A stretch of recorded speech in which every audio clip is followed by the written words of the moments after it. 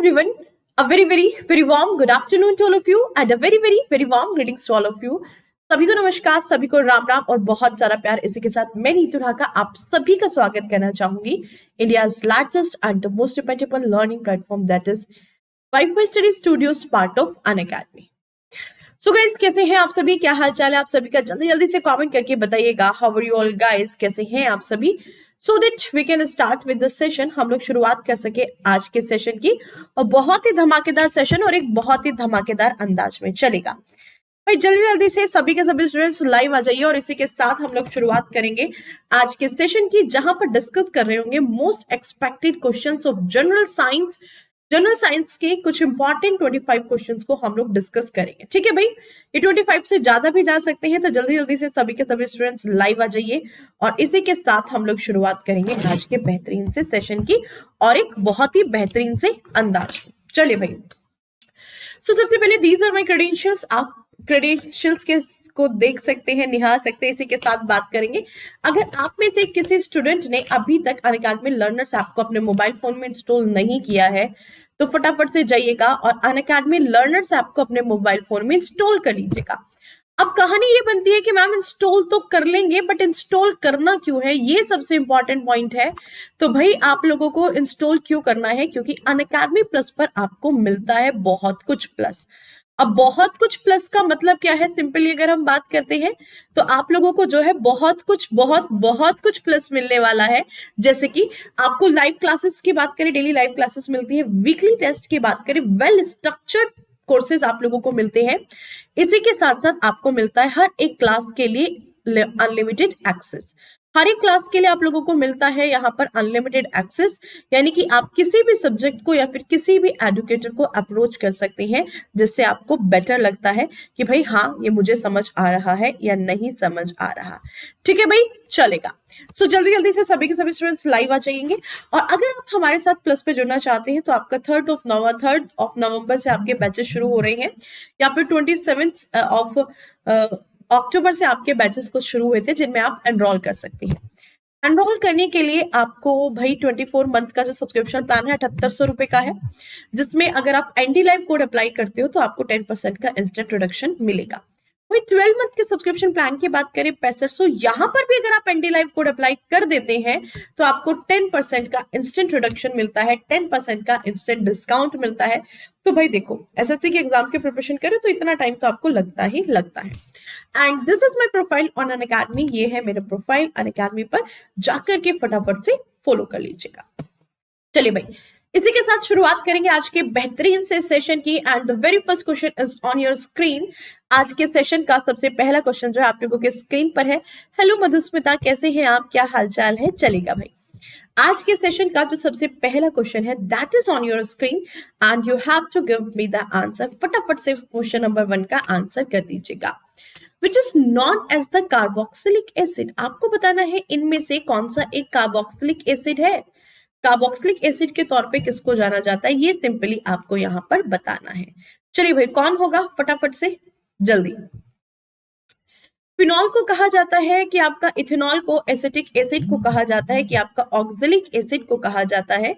सो आपसे क्वेश्चन में पूछा जा रहा है कार्बोक्सिलिक एसिड की अगर हम बात करते हैं। ठीक है भाई, कंप्लीट फंक्शनल ग्रुप मैंने आप लोगों को पढ़ाया है। कंप्लीट फंक्शनल ग्रुप की अगर हम बात करें तो अब तो शायद कोई भी दिक्कत यहां पर नहीं आएगी। चलिएगा, इसमें से कौन सा एसिड ऐसा है जिसको कार्बोक्सिलिक एसिड के नाम से जाना जाता है? चलिए बताइएगा जल्दी से। What will be your right answer? फटाफट आंसर करिएगा जल्दी से।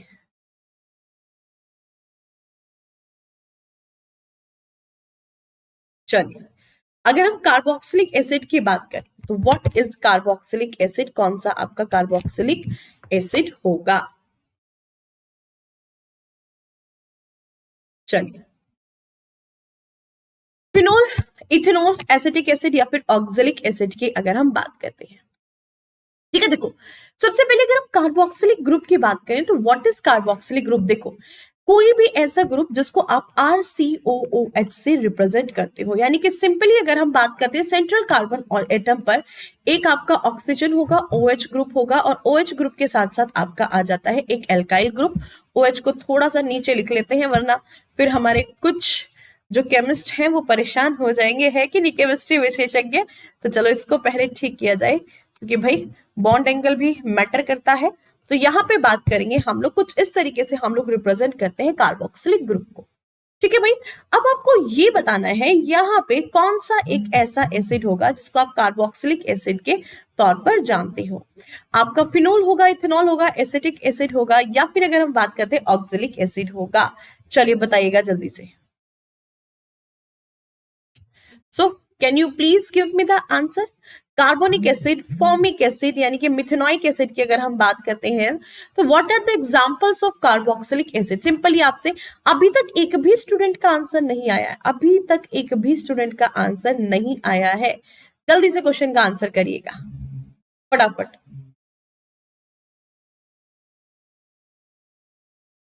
चलिए भाई, आप लोगों का आंसर क्यों नहीं आ रहा है, या फिर मुझे ही विजिबल नहीं हो रहा है। मधुस्मिता जल्दी आंसर करिए बेटा, चलो चलो चलो चलो। भाई जो एसिटिक एसिड होता है, your option number C will be the right answer. Very good morning Sanjay AD ji, very very good morning.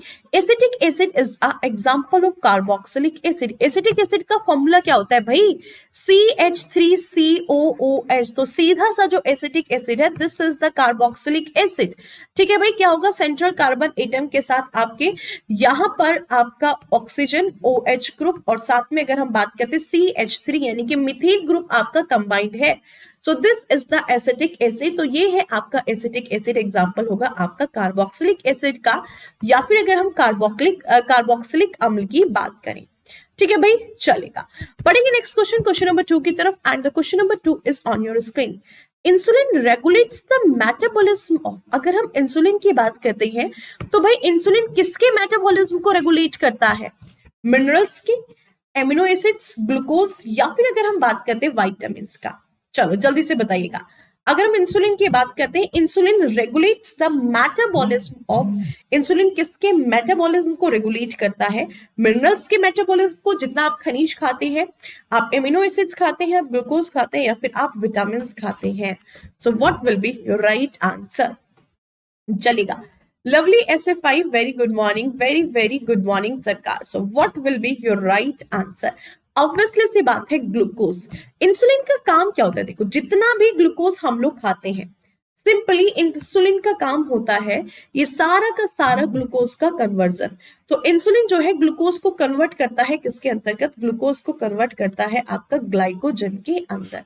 ठीक है भाई, अगर ये इंसुलिन जो है ग्लूकोज को ग्लाइकोजन के अंदर कन्वर्ट करता है, और इसी ग्लाइकोजन के रूप में हमारी बॉडी के अंतर्गत जितना भी कार्बोहाइड्रेट है या फिर जितना भी स्टार्च है, वो सारा का सारा स्टोर हो जाता है। तो ये किसको रेगुलेट करता है, इट रेगुलेट्स द ग्लूकोज। वही एक और हार्मोन होता है, आपको पता होगा कौन सा, ग्लूकोजन। ग्लूकोजन करता है आपका ग्लाइकोजन को वापस से ग्लूकोज में कन्वर्ट। चलिए बढ़ेंगे नेक्स्ट क्वेश्चन, क्वेश्चन नंबर 3 की तरफ। And the question number 3 is on your screen. Non sticky fry pan are coated with. जितने भी नॉन स्टिक फ्राई पैन होते हैं वो किस चीज से कोटेड होते हैं, ये आपको बताना है। चलेगा, फटाफट बताइएगा। Non stick fry pan are coated with, आपको नॉन स्टिक फ्राई पैन बताने हैं। जितने भी नॉन स्टिक फ्राई पैन होते हैं वो किसके द्वारा, ओरियन, टेफ्लॉन, पॉलीस्टाइरीन, या फिर अगर हम बात करें पॉलीप्रोपाइलीन, किसके द्वारा। चलिए भाई जल्दी जल्दी से बताइएगा। चलिए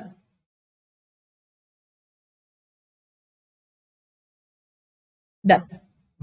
सो ग्लूकोज के बाद आंसर करो भाई, ऑप्शन नंबर ए के साथ जाते, ओरियन की होती है। ठीक है भाई,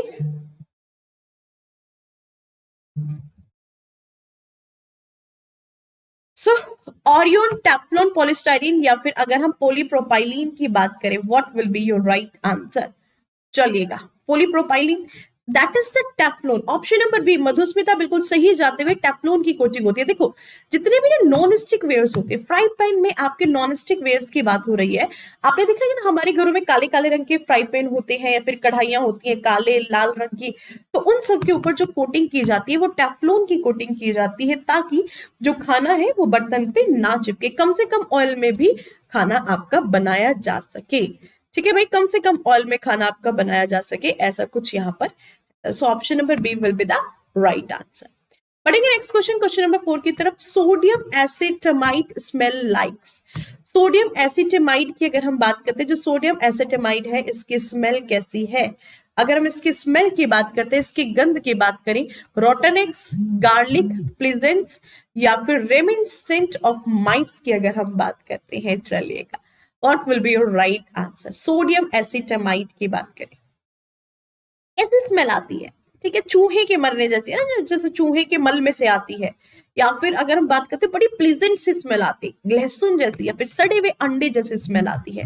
चलेगा, ऑप्शन नंबर ए बिल्कुल सही, सड़े हुए अंडे जैसी स्मेल आती है अगर हम सोडियम एसिटमाइड की बात करते हैं। रॉटन एग लाइक स्मेल की बात करें, और option number A will be the right answer.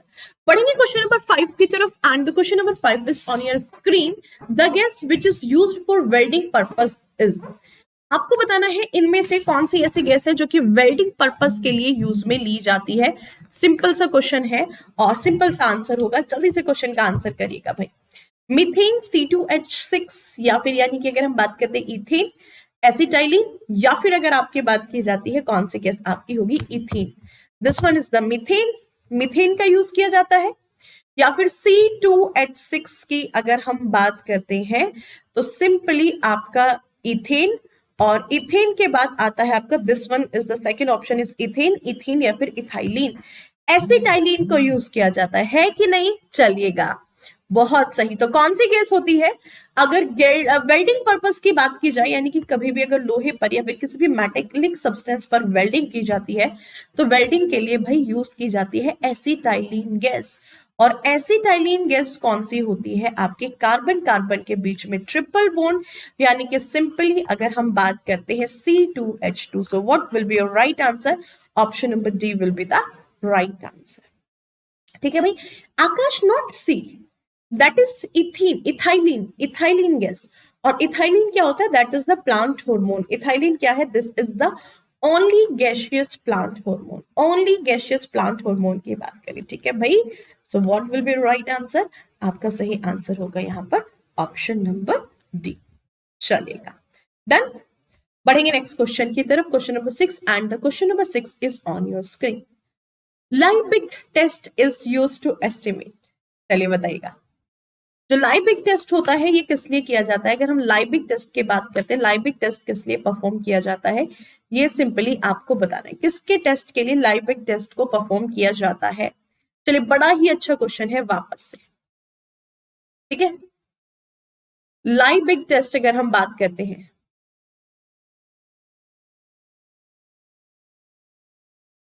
किसको डिटेक्ट करने के लिए पता लगाया जाता है?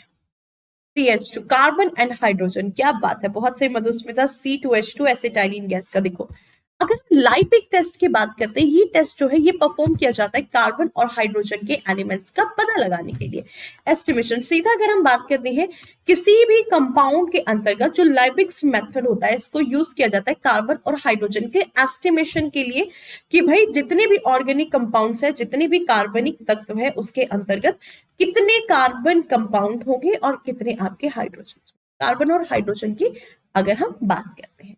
ठीक है भाई, चल बढ़ेंगे नेक्स्ट क्वेश्चन, क्वेश्चन नंबर 7 की तरफ, and the question number 7 is on your screen. Radon is a, आपसे पूछा जा रहा है अगर हम रेडॉन की बात करते हैं, रेडॉन क्या है? It is a drug, it is a noble gas, trade name of nylon, या फिर इट इज अ एक्सप्लोसिव। चलिए भाई, क्या है? बहुत सही।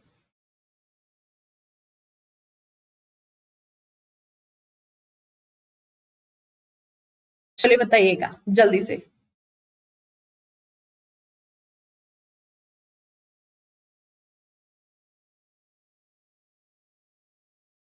ड्रग्स में noble gas, trade name of nylon and explosive. So it is a noble gas. क्या होती है? Noble gas. कौन सी है आपको पता है? Helium, neon, argon, krypton, krypton, xenon और रेडॉन। सो ये सारी के सारी क्या है, नोबल गैसेस है। तो option number B will be the right answer.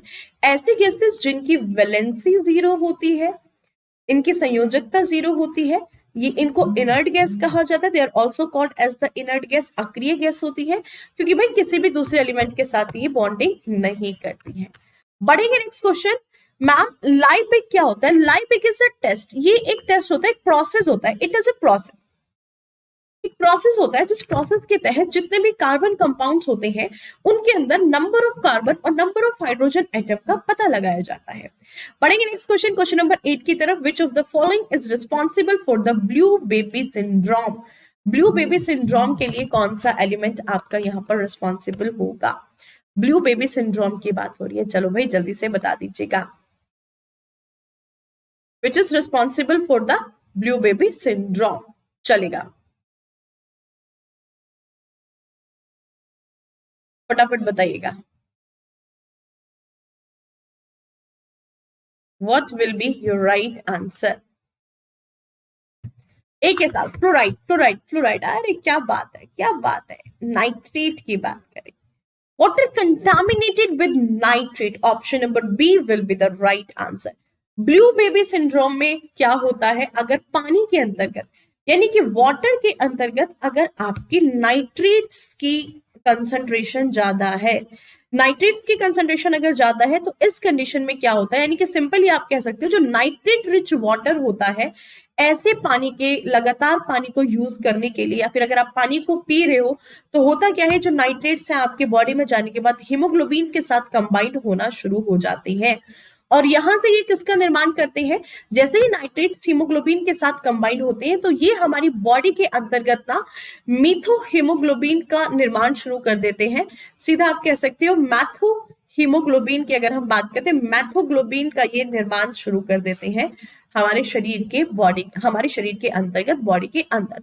सो इसी मेथ हीमोग्लोबिन की वजह से क्या होता है, हमारी बॉडी के अंतर्गत ऑक्सीजन की कंसंट्रेशन कम हो जाती है। ऑक्सीजन की कंसंट्रेशन अगर कम हो जाती है तो प्रॉपरली जो बेबी का डेवलपमेंट है वो नहीं हो पाता है कि नहीं? ठीक है, तो जो बच्चा होता है उसकी बॉडी आपको बिल्कुल ब्लू ब्लू ब्लू ब्लू दिखाई देती है, ऐसे नीला नीला सा पड़ा होता है बच्चे का शरीर, क्योंकि बच्चे की बॉडी को प्रॉपर ऑक्सीजन नहीं मिली है। एक सेल के डेवलपमेंट के लिए उसको प्रॉपर ऑक्सीजन की रिक्वायरमेंट होगी, प्रॉपर न्यूट्रिएंट्स की रिक्वायरमेंट होगी, जो उसको नहीं मिला, जिस कारण से जो बच्चे का शरीर होता है वो हल्का सा ब्लूइश कलर में परिवर्तित हो जाता है और बच्चा बड़ा ही दुबला पतला सा रहता है। चलिए बढ़ेंगे नेक्स्ट क्वेश्चन, क्वेश्चन नंबर 9 की तरफ। And the question number 9 is on your screen. चलिए भाई जल्दी से बताइएगा।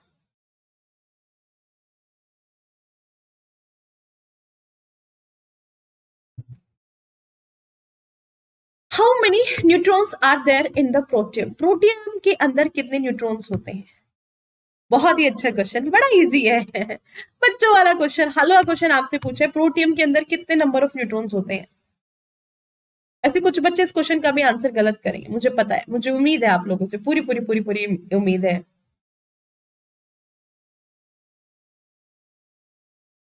चलिए बताइएगा।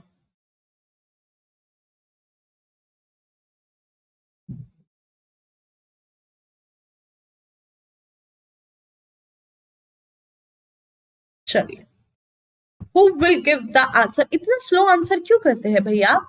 वीडियो को लाइक कर दो, वीडियो को शेयर कर दो, ये काम आप लोगों का है। प्रोटियम की बात हो रही है या फिर मेरे पास ही थोड़ा आपके शायद लेट पहुंचता है। H11, ठीक है, H11 के अंतर्गत 0 नंबर ऑफ आपके न्यूट्रॉन्स पाए जाते हैं। चलो देखो, आपको पता है हाइड्रोजन के बेसिकली 3 आइसोटोप्स होते हैं। कौन कौन सा? H11 प्रोटियम, दूसरा होता है आपका ड्यूटेरियम और तीसरा होता है भाई आपका ट्राइटियम।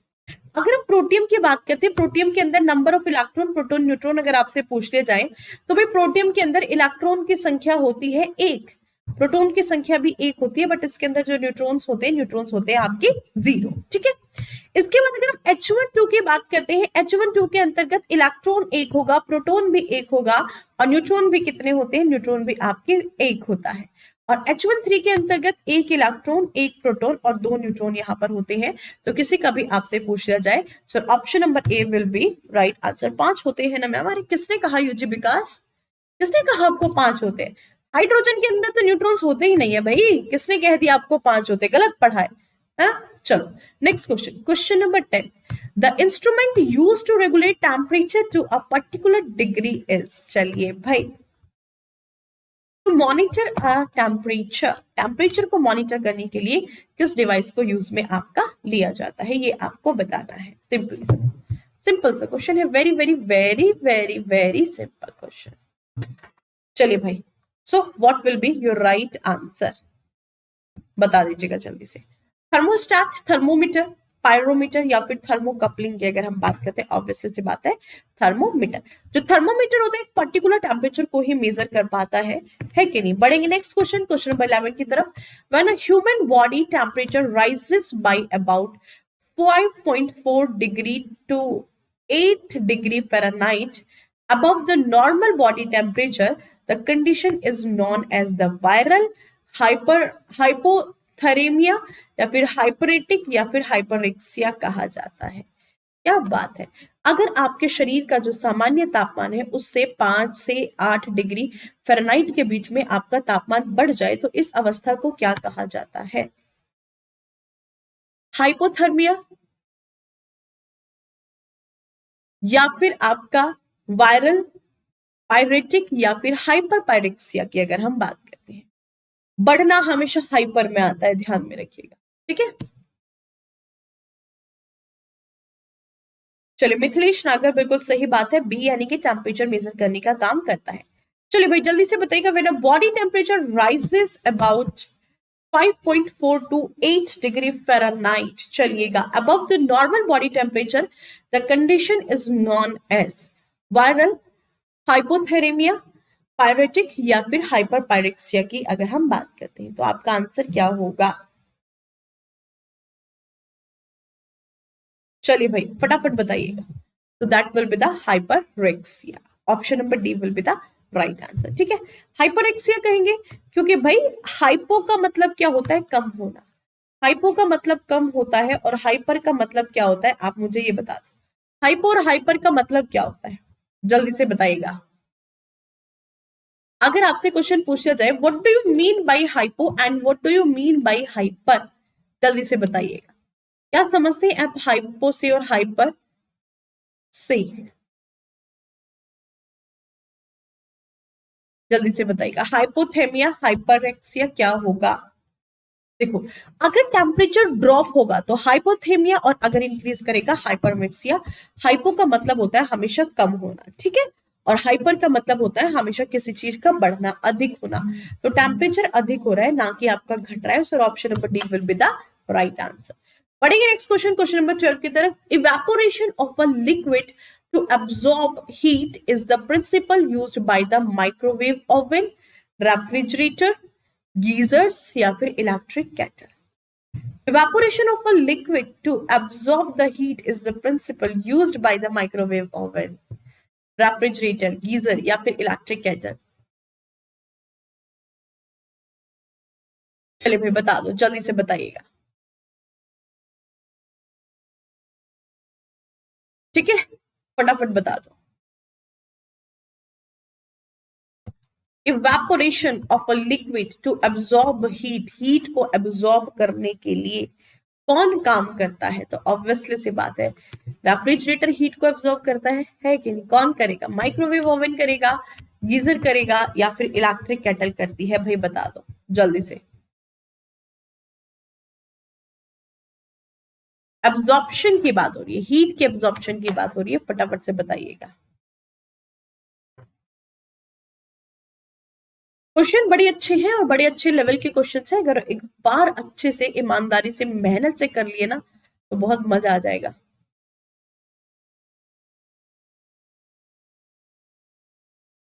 ठीक है भाई, जल्दी से आंसर करिएगा।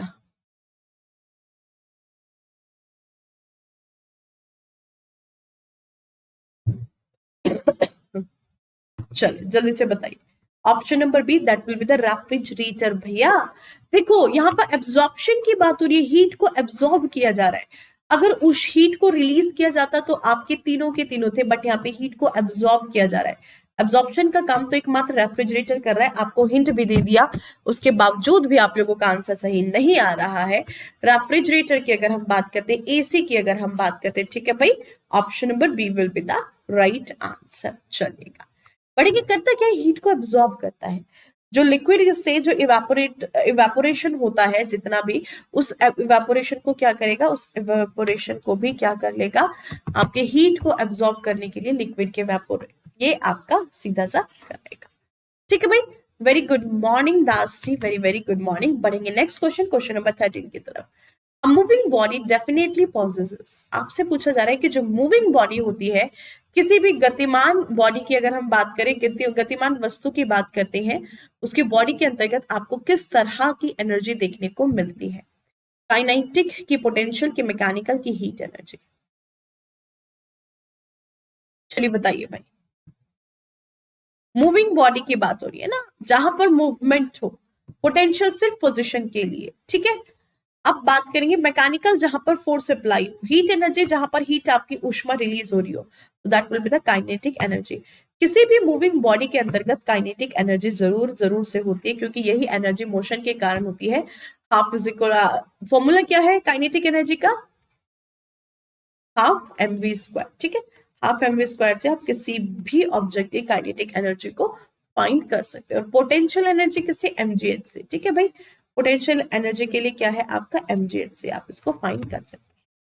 बढ़ेंगे नेक्स्ट क्वेश्चन, क्वेश्चन नंबर 14 की तरफ। By the material light can transmit without any loss known as, इनमें से कौन सा ऐसा एक मटेरियल है जिसके थ्रू लाइट तब ट्रांसमिट होती है, वो बिना किसी लॉस के ट्रांसमिट हो जाती है? ट्रांसलूसेंट, ऑपेक, ट्रांसपेरेंट, या फिर अगर हम बात करते हैं विट्रस? चलिए बताइएगा, what will be your right answer?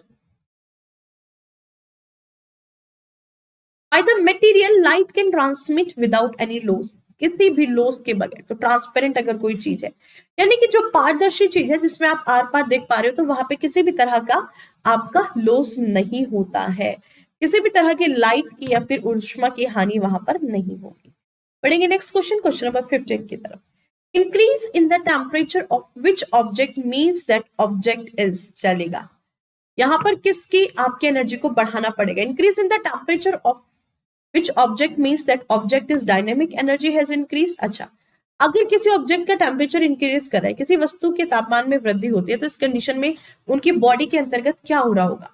Dynamic energy increase होगी, पोटेंशियल हीट आपकी इंक्रीज होगी, मैकेनिकल एनर्जी इंक्रीज होगी, या फिर थर्मल एनर्जी आपकी इंक्रीज होगी? What do you mean by? चलो भाई बता दो जल्दी से फटाफट। 15 की अगर हम बात करते हैं, चलो, तो that will be the, obviously सी बात है, option number D, that will be the thermal energy has increase. जो थर्मल एनर्जी होती है वो आपकी इंक्रीज कर जाती है, और option number D will be the right answer. पढ़ेंगे नेक्स्ट क्वेश्चन, क्वेश्चन नंबर 16 की तरफ, and the question number 16 is on your screen. Which scientist first rubbed two pieces of ice and melted them? ऐसे कौन से वैज्ञानिक थे जिन्होंने दो बर्फ के टुकड़े लिए और उन दोनों को एक दूसरे में रगड़ा और मेल्ट कर दिया और उनको पिघला दिया? कौन से ऐसे साइंटिस्ट थे, कौन से ऐसे वैज्ञानिक थे, बताइएगा। डेविड, डेविड एक ऐसे वैज्ञानिक, इतने महान व्यक्तित्व जिन्होंने क्या किया, बर्फ के दो टुकड़े उठाए, उनको घिसा और उनको मेल्ट कर दिया, कहा कि भाई बर्फ जो है आपकी मेल्ट हो रही है, यहां से पानी आपका रिलीज हो जाएगा। ठीक है भाई, सो ये किसके द्वारा कहा गया था? ये कहा गया था आपकी डेवी जी की, अगर हम बात करते हैं डेवी जी के द्वारा ये बात कही गई है। So option number C will be the right answer. चलिए बढ़ेंगे next question. Which of the following is not a unit of heat, आपको बतानी है इनमें से कौन सी आपकी हीट की एक यूनिट नहीं है? कैलोरीज, किलो कैलोरीज, जूल, या फिर डिग्री सेल्सियस? चलिए बताइएगा। Which of the following is not a unit of heat, आपको बताना है इनमें से कौन सी एक हीट की यूनिट नहीं है? कैलोरीज, किलो कैलोरीज, जूल, या फिर अगर हम बात करते हैं डिग्री सेल्सियस। आपको पता है degree Celsius is the unit of temperature, this is the unit of temperature. ये टेम्परेचर की यूनिट होती है, ये तापमान की एक इकाई होती है। Option number D will be the right answer. अरे भाई कैलोरीज हीट की होती है, किलो कैलोरीज, जूल, सब कुछ।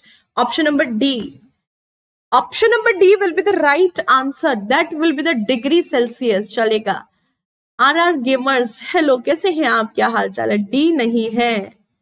मिथिलेश किसकी बात करो यार, हीट की बात हो रही है, ठीक है। चलो बताइएगा, हीट की बात हो रही है तो डिग्री सेल्सियस, सिंपल सी बात है, डिग्री सेल्सियस किसकी होती है आपकी? Degree Celsius is of the temperature, है कि नहीं? तो भाई किसका आंसर होगा? Option number D will be the right answer. चलिए बढ़ेंगे नेक्स्ट क्वेश्चन आपका। The value of 1 kilo calories of heat is. आपको अगर आपसे पूछ लिया जाए 1 किलो कैलोरीज, तो ये जो 1 किलो कैलोरीज होती है, ऋषभ पांडे, मैं डेली, मैम डेली कितने बजे क्लास शुरू होता है? डेली जो आपकी क्लास शुरू होती है ऋषभ, वो होती है 12:30 बजे। दोपहर में 12:30 बजे आपकी क्लास जो है शुरू होती है डेली बेसिस पर। चलिए बताइएगा, 1 किलो कैलोरी हीट के अंतर्गत क्या आता है? जल्दी से। 18th की अगर हम बात करते हैं, 1 किलो कैलोरीज के अंतर्गत कितनी हीट होती है? सी, वेरी नाइस, बहुत सही। कितनी होती है? 4.2 into 1 kilo calories is equal to 4.2 into 10⁻³ joule, ठीक है। चलिए, so your option number C will be the right answer, ठीक है। ऑप्शन नंबर सी जो होगा वो सही आंसर होगा आपका, है कि नहीं? जल्दी से बता दो। कुछ बच्चे हमारे ए के साथ जा रहे हैं ना, कुछ बच्चे अभी भी हमारे ए के साथ जा रहे हैं, तो भाई आंसर क्या होगा जल्दी से बताओ।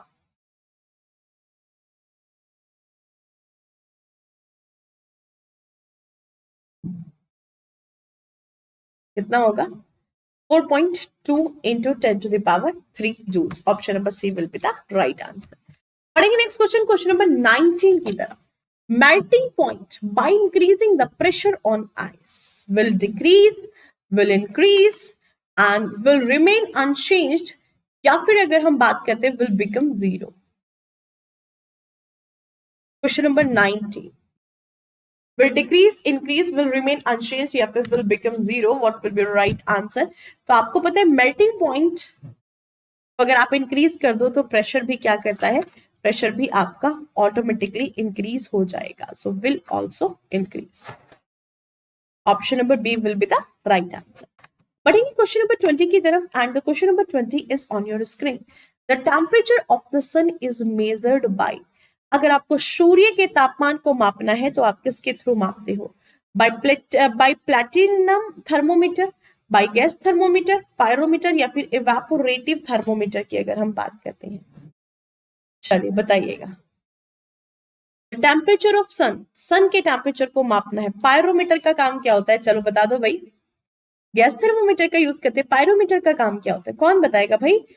पायरोमीटर किस लिए यूज में लिया जाता है? चलो जल्दी से बता दो। अगर आपसे पायरोमीटर पूछ लिया जाए, पायरोमीटर, आपका पायरोमीटर का यूज कहां पर किया जाता है? ठीक है भाई, so your option number C will be the right answer. एक तरीके से रिमोट कंट्रोल होता है कि नहीं? एक तरीके से टेम्परेचर को कंट्रोल करने का या फिर सन के टेम्परेचर को मेजर करने के लिए एक डिवाइस को यूज किया जाता है, आपका पायरोमीटर। बढ़ेंगे next question 21। The absolute zero temperature occurs on the Celsius scale of heat. आपसे पूछा जा रहा है, अगर हम एब्सोल्यूट जीरो टेम्परेचर की बात करते हैं तो जो एब्सोल्यूट जीरो टेम्परेचर है ऑन द सेल्सियस स्केल, ये कब उत्पन्न होता है, ये कब पैदा होता है, ये आपको बताना है। Absolute zero temperature 0 degree Celsius, 32 degree Celsius, 100 degree Celsius या फिर -273 डिग्री सेल्सियस। चलिए बताइएगा, एब्सोल्यूट जीरो ए के साथ जाते हुए क्या बात है? जल्दी से।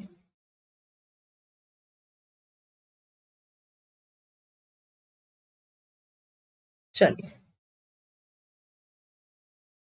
बता सकते हैं आप कितना होगा? डी के साथ जाते हैं, वेरी नाइस अमित कुमार, बहुत सही। सो what will be right answer? आपका सही आंसर होगा option number D. Absolute zero temperature क्या होता है, यानी कि अगर हम बात करें 0 डिग्री फ़ारेनहाइट, है कि नहीं? फ़ारेनहाइट में 0 डिग्री होगा? बिल्कुल भी नहीं। तो कितना होता है? -273 डिग्री सेल्सियस। और अगर हम फ़ारेनहाइट स्केल पे बात करते हैं तो लगभग 459.6 डिग्री फ़ारेनहाइट, ठीक है भाई। This is the Fahrenheit scale. ये क्या होगा? आपका फ़ारेनहाइट स्केल पर होगा, ठीक है भाई। चलिए अब अगर आपसे केल्विन पूछ लिया जाए, केल्विन में आप बताने वाले हो, केल्विन में कितना होगा? केल्विन आप बताओगे। चलिए बढ़ेंगे आगे नेक्स्ट क्वेश्चन 22 की तरफ।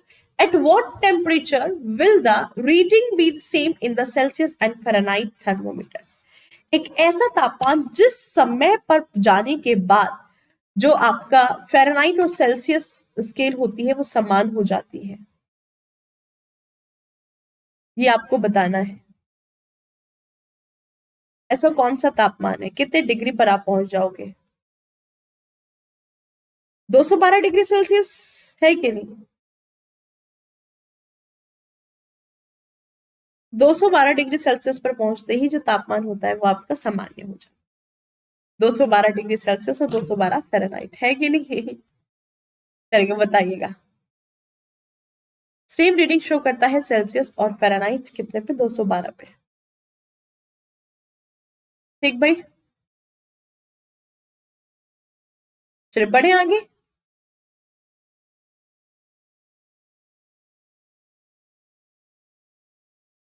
किस पे? चलिए वेल डन। मिथिलेश बिल्कुल सही जाते हुए, अमित कुमार बिल्कुल सही जाते हुए, लोकनाथ पाल बिल्कुल सही जाते हुए 212। मधुस्मिता बिल्कुल गलत जा रही है। मधुस्मिता क्या बात करे, ऑप्शन नंबर ए -40 डिग्री। भाई ये कितनी बार आपको बता चुकी हूँ 212 का कंसेप्ट कहां पर आता है, ये बहुत बार मैं आप लोगों को करा चुकी हूँ। -40 डिग्री सेल्सियस तापमान ऐसा होता है जिस तापमान पर जो सेल्सियस स्केल होती है और फ़ारेनहाइट स्केल होती है वो समान रीडिंग देती है, यानी कि दोनों के दोनों आपकी इक्वल होते हैं। तो ये होती है आपकी -40 डिग्री सेल्सियस टेम्परेचर पर। सो option number A will be the right answer.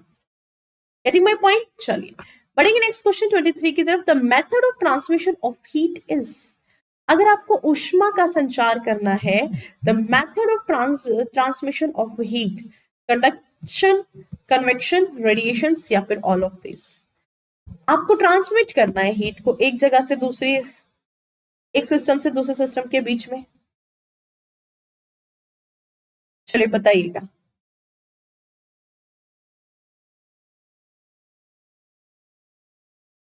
अच्छा CN, अच्छा डिग्री सेल्सियस और फ़ारेनहाइट, ओके बहुत सही। चलो बताइए जल्दी से क्वेश्चन नंबर 23 का answer. That will be the all of the above. सभी के सभी क्या है, हीट ट्रांसमिशन के ही एक मेथड है, ऑल ऑफ द अबव। ठीक है, आप कंडक्शन के थ्रू काम करें, आप कन्वेक्शन के थ्रू काम करें, फिर रेडिएशन के थ्रू काम करें, तीनों के थ्रू आपकी जो हीट रिलीज होगी, तीनों के थ्रू आपकी हीट जो है ट्रांसमिट होती है। बढ़ेंगे 24 क्वेश्चन की तरफ। At what temperature is the density of water is maximum? Water की डेंसिटी आपसे अधिकतम डेंसिटी पूछी जा रही है। जल का अधिकतम घनत्व कहां पर है, कितने तापमान पर होता है, ये सिंपली आपको यहां पर बताना है। चलिए बताइएगा जल्दी से।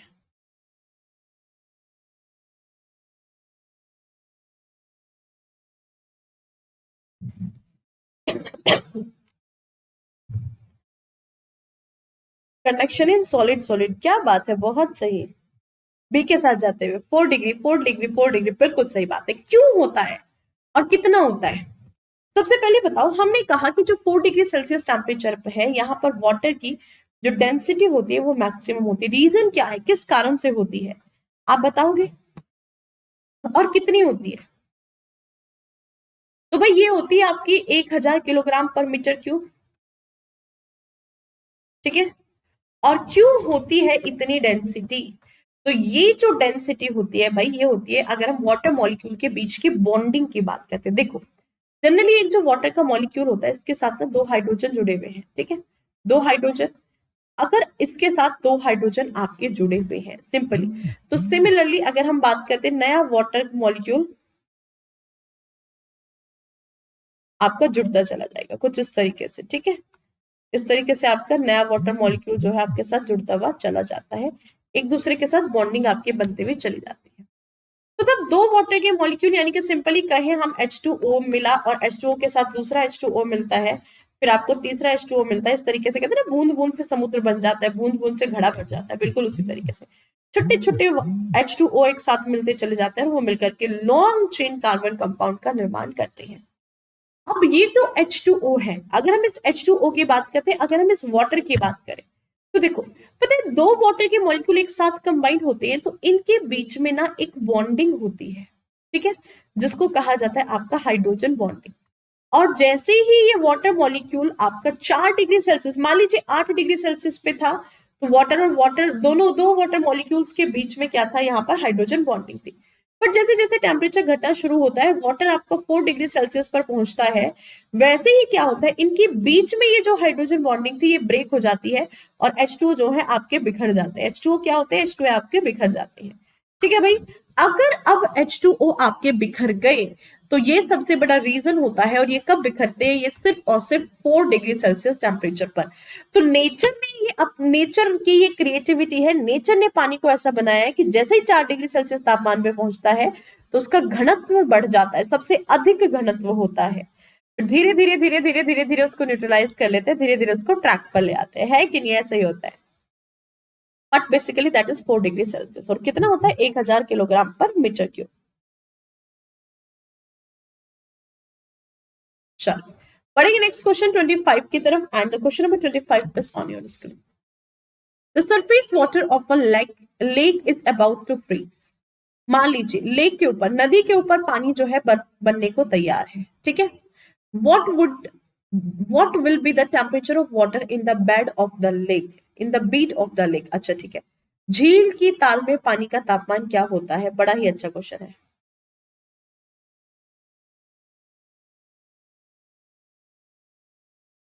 चलो भाई जल्दी से बताइएगा। The surface water of a lake is about to freeze. Water का जो सरफेस एरिया है, surface water of a lake is about to freeze, कितने तापमान पर ये फ्रीज हो जाएगा, ये आपको बताना है। अच्छा ठीक है, जो सिंपल पानी जो है सरफेस के ऊपर है वो फ्रीज होने वाला है। अब आपको बताना है कि जो कि पोंड के अंतर्गत या फिर लेक के अंदर वाटर होगा उसका टेम्परेचर कितना होगा, तो उसका टेम्परेचर आपका 4 डिग्री सेल्सियस होगा। यही तो है। देखो, नेचर ने अगर कोई चीज बनाई है, कोई वस्तु बनाई है, तो उसका ना आपके सर्वाइवल की कंडीशन भी दी है। जैसे कई बार क्वेश्चन ये पूछा जाता है, आपने देखा होगा कि समुद्र में ना समुद्री जीव रहते हैं, एक्वेटिक लाइफ रहती है।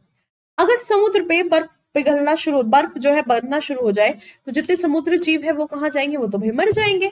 तो नेचर ने क्या किया, नेचर ने अपने आप ऑटोमेटिकली वाटर को ऐसा मॉलिक्यूल बना दिया जो कि 4 डिग्री सेल्सियस पे जाने के बाद अपने कोवेलेंट और हाइड्रोजन बॉन्ड को डिस्ट्रॉय कर देता है। और जैसे ही वो अपने हाइड्रोजन बॉन्ड को डिस्ट्रॉय करता है, जैसे वो अपने कार्बन बॉन्ड को डिस्ट्रॉय करता है, वैसे ही क्या है भाई, वो आपका डेंसिटी मैक्सिमम ले जाता है, सबसे अधिक घनत्व उसका हो जाता है। So option number D will be the right answer। चलिए, so भाई गाइस ये थे आज के 25 क्वेश्चन। सबसे पहले तो इन 25 क्वेश्चंस में से आप लोग कितना स्कोर कर पा रहे हैं, जल्दी जल्दी से मुझे कमेंट सेक्शन में बताइएगा।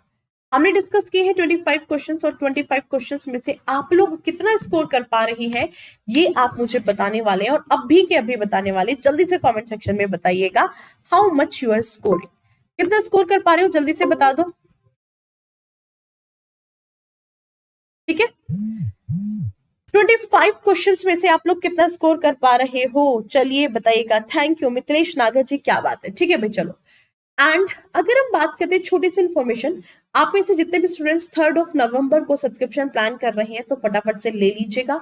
या तो आप 24 मंथ का लीजिएगा या फिर 12 मंथ का लीजिएगा। 24 मंथ का जो है 7800 रुपए, और फी है इसकी, अगर आप एंटी लाइव कोड लगाओगे तो इसमें भी आपको 10% का रिडक्शन, और ये कम से कम 325 रुपए से कम में भी पड़ जाता है, इतने का तो एक पिज्जा नहीं आता। ठीक है, 12 मंथ का सब्सक्रिप्शन प्लान 6500 का, 10% के इंस्टेंट रिडक्शन, और 6 मंथ का सब्सक्रिप्शन प्लान जो है आपका किसका है, आपका 5400 रुपए का, और यहाँ पर भी 10% डिस्काउंट के बाद ये आपका सीधा 900 पर मंथ, ये थोड़ा सा कॉस्टली पड़ता है।